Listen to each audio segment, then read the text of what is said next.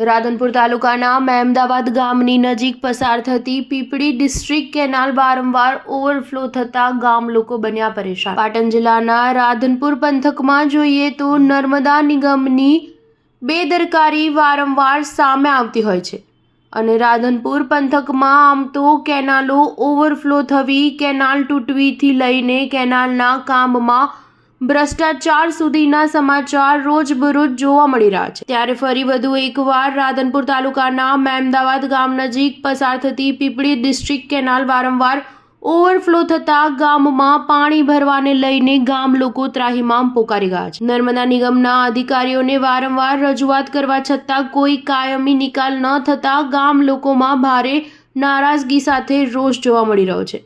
મહેમદાવાદ ગામમાં વારંવાર હજારો લીટર પાણીનો પણ વેડફાટ થાય છે, ત્યારે યોગ્ય નિકાલ લાવવા ગામ લોકોની માંગ ઉઠવા પામી છે। સ્ટાર ન્યૂઝ 7 હંમેશા સચ્ચાઈની સાથે।